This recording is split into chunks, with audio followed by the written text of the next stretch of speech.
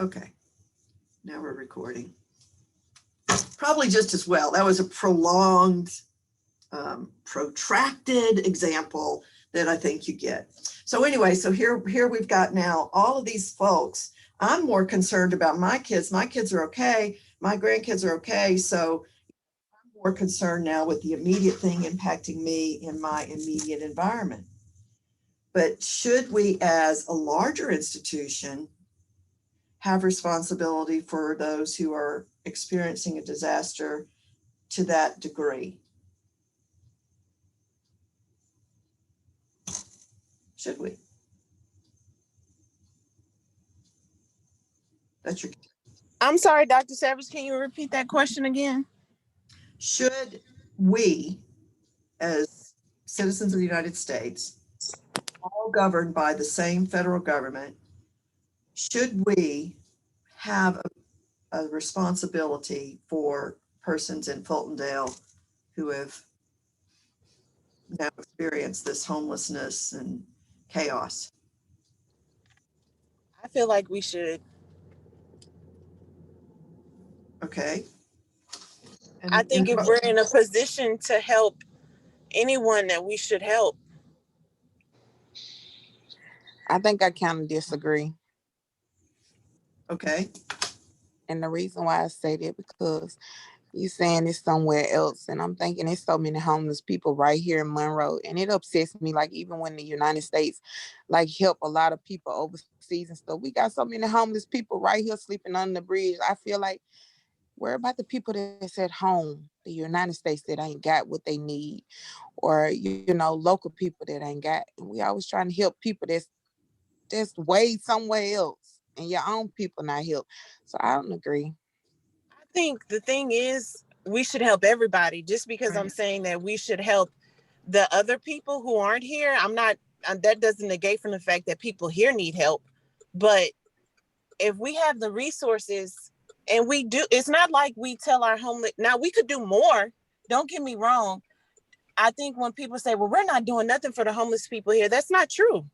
We are doing things for the homeless people here, but it also requires more people and more senators and more congressmen agreeing that they need that help, and trying to, you know, put all those resources together to make sure that we can help the people here. But the United States is a country that's in a better position than other countries.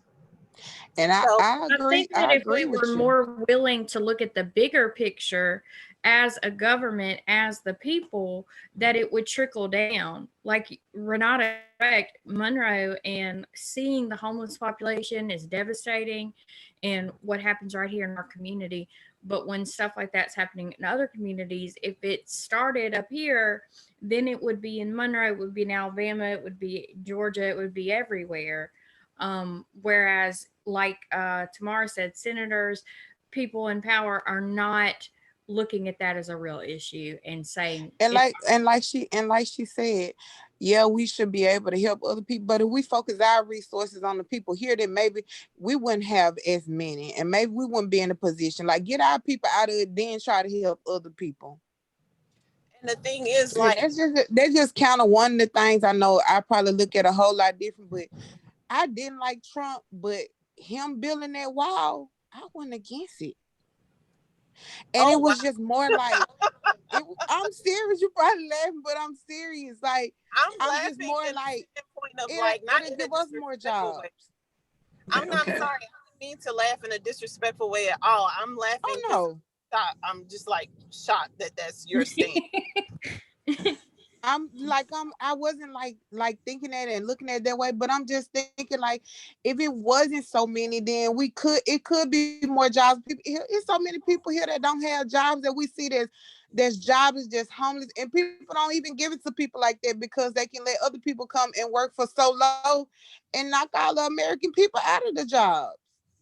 Okay, Renata, then this is great discussion. What would why is it we're not responding to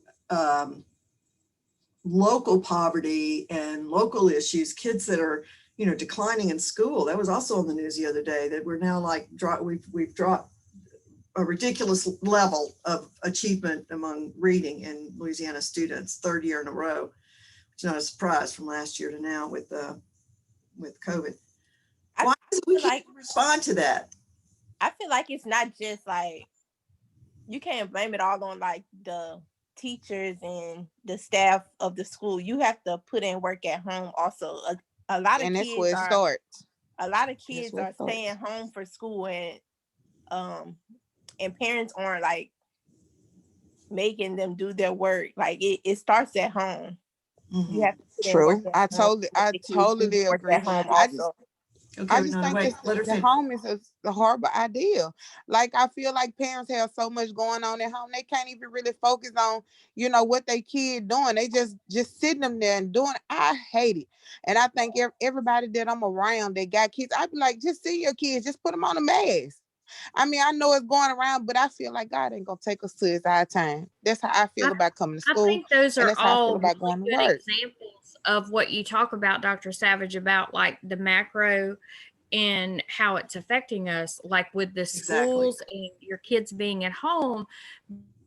Because I am personally affected by the pandemic. My mental health is affected, and then having to have children at home, having to be a teacher, which I'm not, like what that's doing to everyone is now affecting children. Yes. And it's like it's this really big issue that's now affecting us all on these very small, like in my home, even though it started with the pandemic and the government.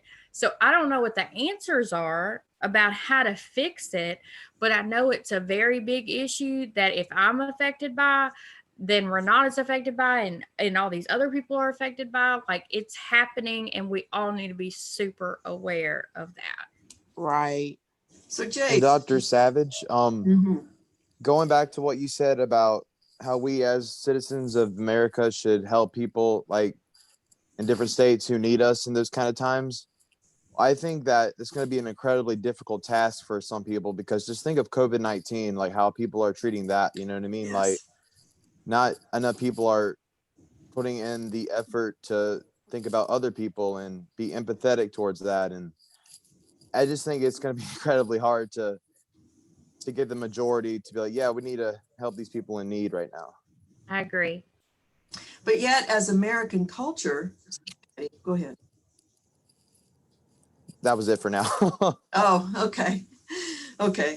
And those are great points, Jay. So I was thinking though, too, because you have published, are y'all aware we got a celebrity in amongst our midst with, you may know that from other classes with Jace and his book and his appearance on news even to promote it. So that's though, that you know and have written about firsthand, Jace, about dealing with mental health issues and so on. So if I wondered what you had to say about that for you personally, micro level, with what Patty's talking about, macro level, that you could empathize with regarding parents dealing with kids and kids dealing with the social isolation. Oh, absolutely. Because I'm wanting to work with people with anxiety and depression, and since I've personally gone through that myself, I completely understand. Maybe not to the extent, but I have a very good idea of what they're going through. And in my opinion, people are a lot more likely to listen and connect with people who know what they're feeling instead of someone who's just spitting out facts about what they're going through. Okay. Can I add to something? Yes. Yes. Go ahead, Tamara.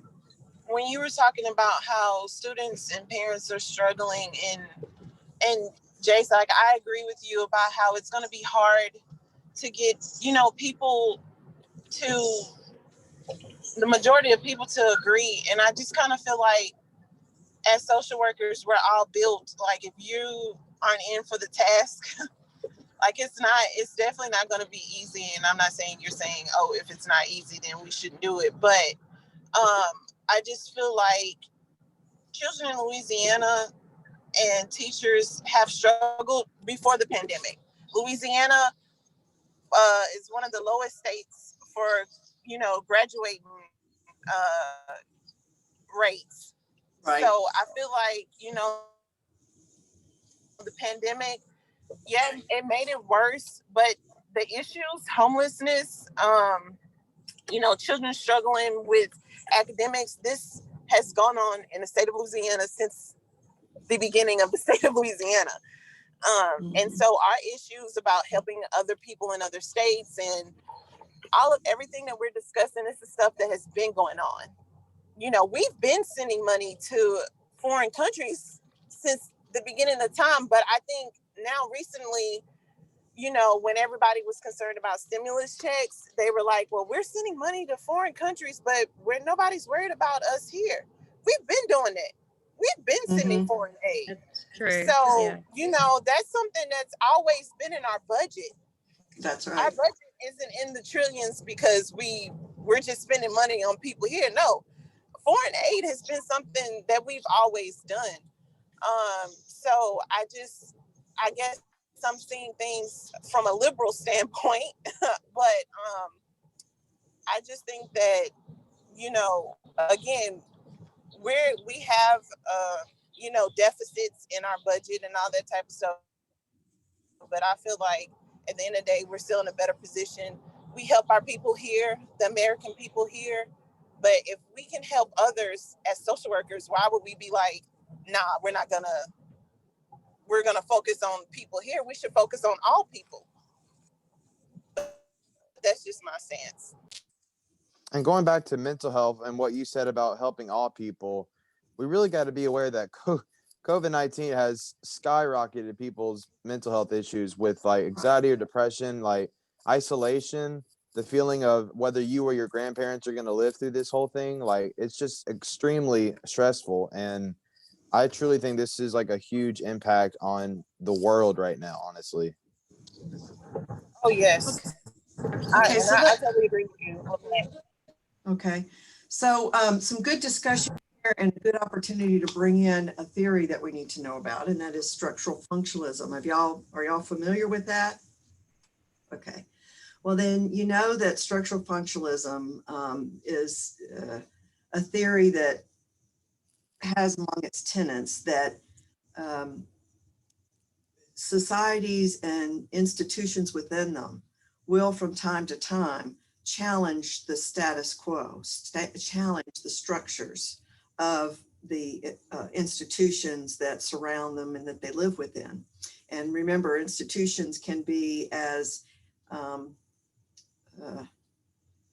me see, not ambiguous, but unstructured is not a good word either. What am I looking for? Families are not defined by laws necessarily. Okay. Now, government can define a family, and they do. We'll talk about that another time. But generally, when we say family as an institution, that family can take any number of forms, right? So, family is an institution. So is religion. Obviously, we know we have religions that are structured around the Bible or around the Old Testament only, as Judaism, or around the Quran, as Muslim faith practices are, or around different tenets in Buddhism. So, it's a whole range of different kinds of religious practices. And so people generally have their own volition. But then is it really, or is it an impact of the family influencing them? And a lot of people would say it's the impact of the family, what you're born into or raised up in. But if we think about a family or an individual within that family being impacted by something like COVID-19 and the isolation that you're talking about, Jace, then, what does that do for society at large? Or does it impact society at large? Are we really doing anything to address the mental health of kids? Are we considering that within the status quo structure of the United States right now and Department of Health and Human Services?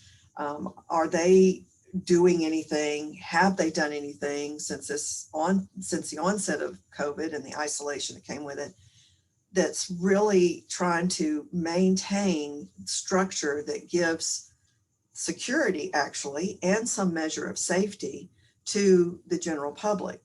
So we're talking about a macro system, government, within that macro system, and organization Department of Health and Human Services on the federal level, filters down to states, that then has a direct impact on individuals and families, right? Or people who are living independently. You still came from somewhere, right? So how do we understand whether something is working and functional or dysfunctional? And is it by just the number of people that are impacted, or what is it? What do you think? How do we know that we're suffering because of a lack of adequate response to COVID? What do you mean by that? I don't. How do we know? What information do we need? How do we know that we're suffering from the response to COVID so far? In both presidencies right now, because there are problems right now with trying to get it delivered, vaccines, in order to get it under control. How do we know individually, but also societally, how do we know that that's problematic? Well, societally, I think we just look at different news articles and different statistics that are being presented to us, because polls are being taken. I mean, you see things all the time like, how is COVID affecting you and your family? And so we just gather all this data and then it's being presented. And that's kind of how we generally get the information if we don't specifically dive deeper into that. Right, that's exactly right, Skyla.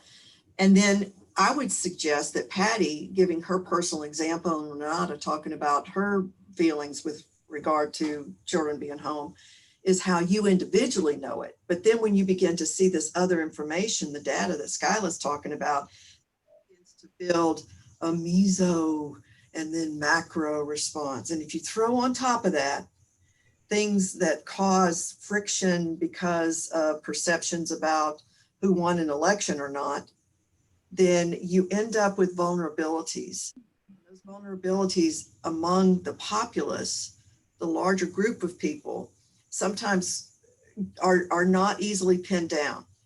Could it be that COVID actually was more responsible for people being vulnerable to some of the alleged white nationalist groups that were in the Capitol? Is that possible? That people just reacted and jumped on board because, bam, we've got this problem all around us. Everybody's struggling. What should we be doing to try to get some sense of safety and security? I think that's entirely possible when we're considering, the mental health aspect, like what isolation has done, and then you throw in the conspiracy theories floating around, and I think absolutely that could be part of it. It's like foster this environment for like this perfect storm of what happened at the Capitol that day, I believe, just from watching. Okay. All right. Anybody else opinion about that? I also think it's like a sense of control thing, because as people, we don't like feeling out of control. And that's been gathered over, history, over thousands and thousands of years of history. We see that people don't like being not in control. So whenever you find something that you can gain some sense of control, and whether that's so minimally and affects only you individually, or going, joining a nationalist group and raiding the Capitol, it can range from so many different things. But if you feel like you have a sense of control, then you feel like you have maybe some form of an answer. True. Structural functionalism as a theory, and that's where we're going to start covering some of these theories that impact us on the macro level and filters down to the individual. And that's what this course is about, remember. So it suggests that if we don't have a reliable and steady state, homeostasis should be a term familiar to you. You've been through courses with Dr. Salisbury. I know she likes to talk about that. And if you don't have stability day to day, then people get uncomfortable. They get depressed. They feel unsafe, insecure. And so they look for ways to try to bring that feeling back. Okay. Now, individuals can't in and of themselves necessarily do that unless they begin to build a large mass of people who are feeling similarly about an approach to try to regain security and safety and a steady state again. Homeostasis, that's what homeostasis means. So it could be that maybe different states around the world, like China or Russia, whomever, could have informed and could have infiltrated, is a better way to say that. Could have infiltrated various social media. We're in this era where, you know, information is like instantaneous. And so people, you know, jump on board with each other and different forms of social media. And there you go. You've got a perfect storm and a perfect environment for rumors to spread and conspiracies to evolve.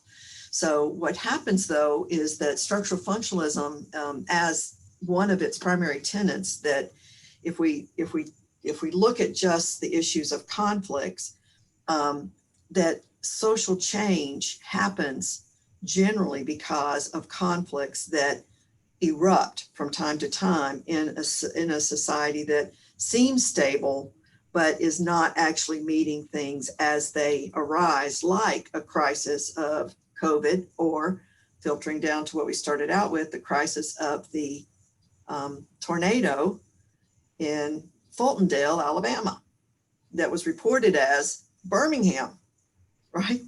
So, and I've shared with you my personal response, and you know how we had two different institutions.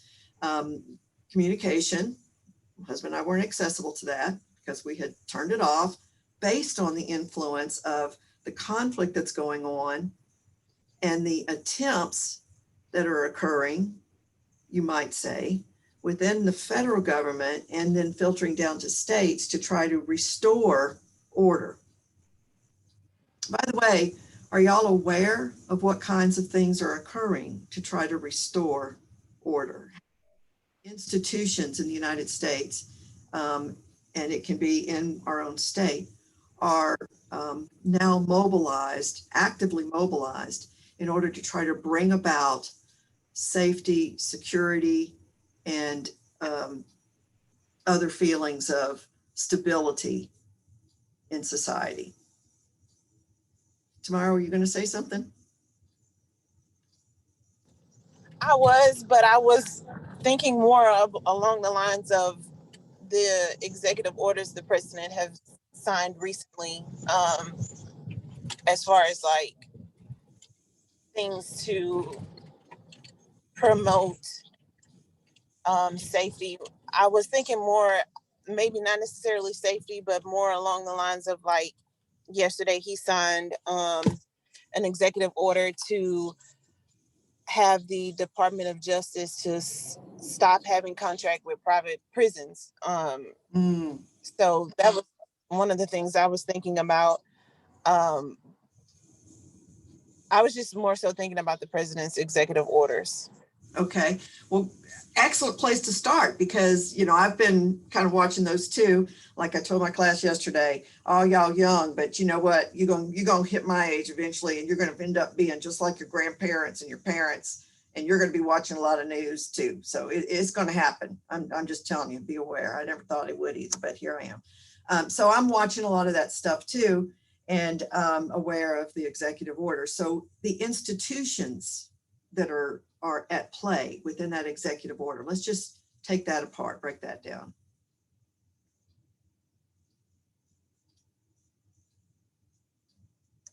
What institutions at play in that executive order to stop contracting with government, stop contracting with private prison industry? When you say institutions, do you mean like the people that are affected by that? The formal organizations that are structured by law, policy, and detailed procedures for carrying out policy and laws. Structured large institutions.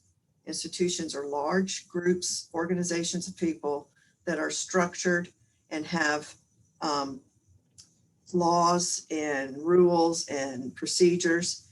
They also include, remember I said earlier, a family is an institution. Families in the United States, in the world, are institutions in and of themselves because families have rules. They may be explicit or implicit, meaning that they're stated outright. You have a list of rules on your wall, maybe for disciplining your kids, but you may also have them implicit where they're not spoken out loud, but the children in the family observe the behavior of the parent. So institutions are large groups. In this case, we're talking about family as an institution that exists as a primary means of socializing children as citizens to perpetuate a particular government. So institutions are both formal and informal, we could say. And that's probably more than we needed to get you to think about institutions. Does that help, Tamara?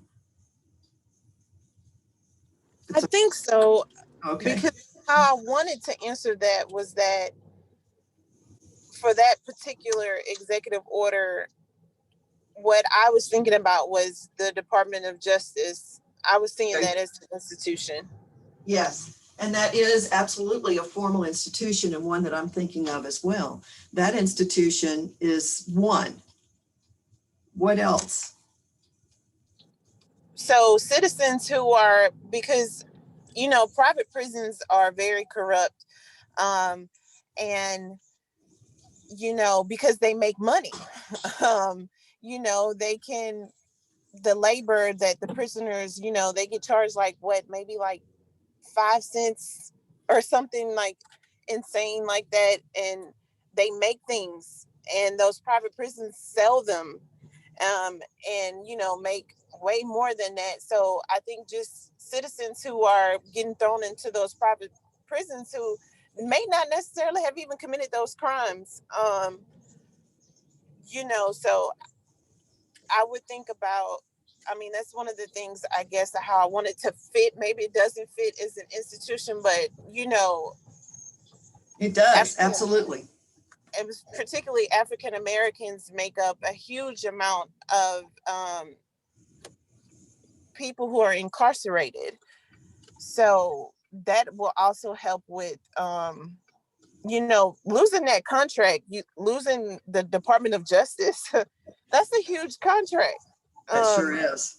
So it's definitely going to hurt those private prisons as it should. Mm-hmm. Mm-hmm. So. Okay, so in that executive order of contracting, ending contracting, government contracting through Department of Justice, we're talking about the largest system within our country, government system.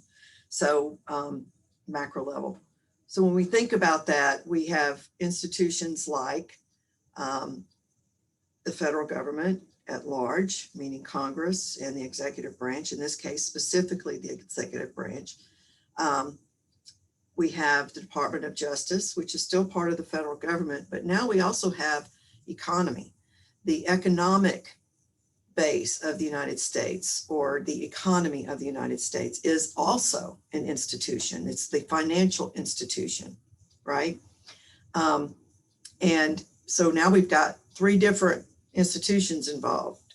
We've got criminal justice, which is not just the federal level, it filters down to the local level. And Tamara, what you're talking about makes me think about, okay, what happens when we look at this executive order and how it's going to impact us down to the individual level? Well, perhaps we'll be less quick to have persons put into prisons because they get a fairer hearing or appearance at court that determines their sentencing, right? And where they will end up. You make me think, by the way, of some volunteer work I did started last summer for a little while with immigrant detainees. And man, oh man, that was an eye-opening experience with exactly what you're talking about, particularly with the private corporations. I visited a detainee who got transferred from Richwood to detention center right by Watchdog Correctional Center, got transferred to Gina, and eventually did get deported back to Guatemala, where he was fearful young man, fearful of what was going to happen because his sister had been killed, and he had taken his sister's children, a niece and a nephew. One was 5 and the other one was 9, I want to say, a little boy, and was able to get them across the border. Even though they ended up in detention, those kids were lucky because they were able to actually go and be located with the, I believe it was the aunt, as I recall, of the young man I was working with. But he was petrified because he had been told that if he stayed in Guatemala, that he would be killed. So, I wonder about him to this day. And listening to him and talking to him by phone and also at the center, he was very impacted by the horrendous policies that the private industry that you're talking about, Tamara, actually engaged in, and the horrendous policies that they practice and the way that they treated the detainees was just was terrible. This young man actually attempted suicide twice in detention.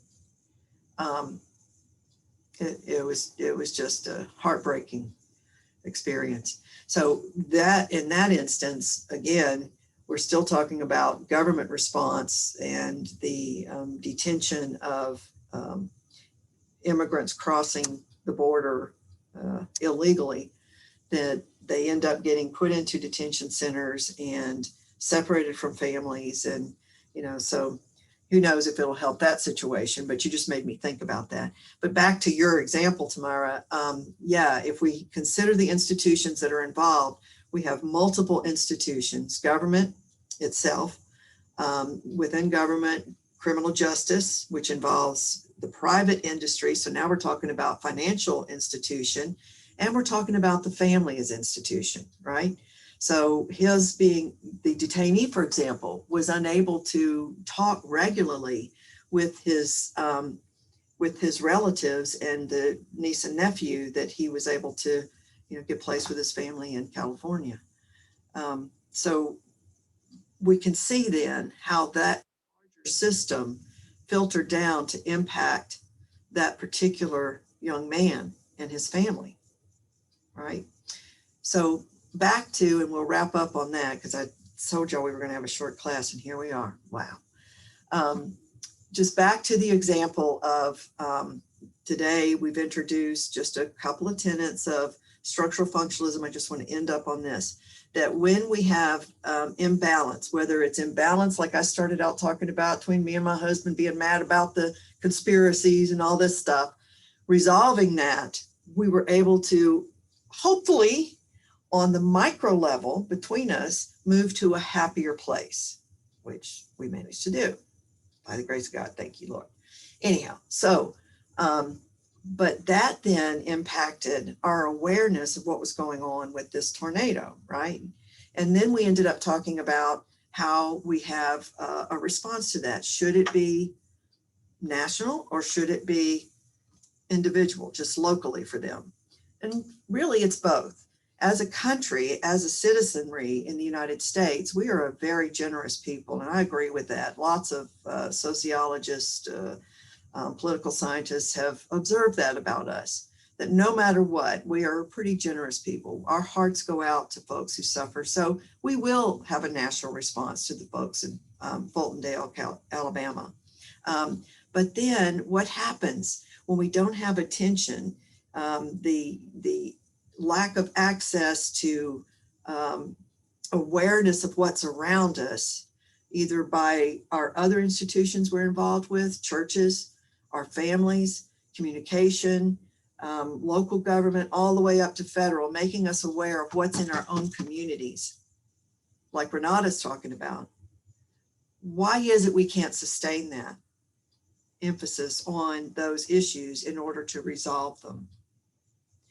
And we might say that it's because we can't really get our heads around something that's as long-term, and we accept certain circumstances in our society, and this is true in other societies around the world, that there will always be those who are less than. Great book I recommend called Cast. I think I put it on the course outline. Had to pause and think about that because I might have put it on the course outline, but didn't add it to your syllabus that I posted. I have to check that. In any case, so that's been our discussion today, and introducing this theory, kind of sort of softly dropping it out there for you to think about, and how it impacts how we live in our societies. We like safety, we like security, we like stability, we like predictability, that all of those for us. And as a result, we're able to continue with our daily activities and be more concerned about our micro level. And only when we have something that intrudes in that stability do we then begin to address some of the issues that are impacting our lives in response to something that, whatever it is that has intruded. The greater the response, nationally and internationally, is dependent on the amount of communication and the amount of conflict that evolves. Conflict can be a good thing and it can be a bad thing. Bad thing is obvious. The good thing is that it pushes a society through to another level of higher functioning, if the citizenry embraces that. That's a big if, and one that sometimes takes a long time. So that's it for today, and I'll see you Friday. I agree, Tamara. Saw your chat. Yeah, it was great. Yeah, sure was. Okay.